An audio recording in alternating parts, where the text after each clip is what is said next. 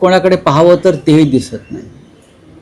त्याच्यामुळे आजही बाळासाहेबांचे जे चरण आहेत त्याच्यापुढेच आमचं मस्तक झुकतं आणि झुकत राहील. बाळासाहेब ठाकरे यांचं स्मरण झाल्याशिवाय आमच्या सरकारचा एकही दिवस उजाडत नाही. एक महान व्यक्तिमत्व या महाराष्ट्रात जन्माला आलं.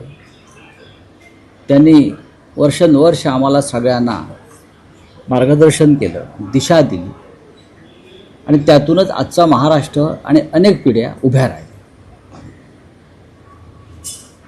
काल इकॉनॉमिक टाइम्समध्ये एक वृत्त प्रसिद्ध झालं आज की शिवसेना मनसे तुम्ही म्हणाल एकत्र येईल, काँग्रेसने वेगळं लढावं. नेमकं वृत्ताच्या संदर्भात काय सांगा? नाही बघा, अशा प्रकारच्या बातम्या या आमच्या नावावर प्रसिद्ध होत आहेत. प्रश्न असा आहे की लोक असं विचारतात की इंडिया आघाडीचं भविष्य काय. आम्ही जेव्हा सन्मान्य राज ठाकरे यांच्याबरोबर उद्धव ठाकरे हे मंचावर गेले आणि महाराष्ट्रामध्ये एक प्रचंड जल्लोष झाला, त्यानंतर अनेकांना प्रश्न पडले की यापुढे महाविकास आघाडी किंवा इंडिया आघाडीचं भविष्य काय. त्याच्यावर माझं उत्तर असं आहे की इंडिया आघाडी, इंडिया ब्लॉक जर तुम्ही म्हणता, हा लोकसभा निवडणुकांसाठी निर्माण झाला. आम्ही एकत्र निवडणुका लढलो, आम्हाला चांगलं यश मिळालं लोकसभेत. पण लोकसभा निवडणुकीच्या निकालानंतर इंडिया ब्लॉकची एकही बैठक होऊ शकली नाही अशी खंत स्वतः शिवसेना पक्षप्रमुख उद्धव ठाकरे यांनी सुद्धा व्यक्त केली. अनेक नेत्यांसमोर इंडिया ब्लॉकच्या त्यांनी ही खंत व्यक्त केली.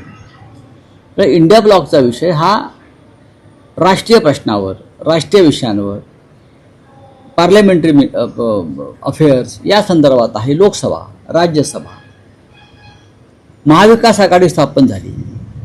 त्याच्यामध्ये 3 पक्ष प्रामुख्याने होते. शिवसेना, माननीय शरद पवार यांच्या नेतृत्वाखालील राष्ट्रवादी काँग्रेस पक्ष आणि काँग्रेस पक्ष.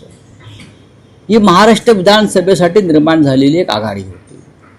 आम्ही निवडणुका लढलो. आजही महाविकास आघाडी आहे. आम्ही महाविकास आघाडीतून या कोणी बाहेर पडलेलं नाही. आम्ही महाविकास आघाडीचे घटक आहोत. आजही महाविकास आघाडी संदर्भातले निर्णय एकत्रित घेतले जातात. आता विषय राहतो महानगरपालिकांचा, जिल्हा परिषदांचा, ज्याला तुम्ही स्थानिक स्वराज्य संस्था म्हणता. त्या संदर्भात आजही लोकांच्या मनात प्रश्न आहेत की महाविकास आघाडी किंवा इंडिया ब्लॉक ह्या स्थानिक स्वराज्य संस्था निवडणुका एकत्र लढतील का. त्यासाठी त्यांची स्थापना नाही. स्थानिक स्वराज्य संस्था, खास करून महानगरपालिका, जिल्हा परिषद, नगरपंचायत यासाठी वेगळी गणित आणि समीकरणं असतात. त्यासाठी कधीतरी स्वतंत्रपणे लढावं लागतं, कधी काही स्थानिक आघाड्या कराव्या लागतात.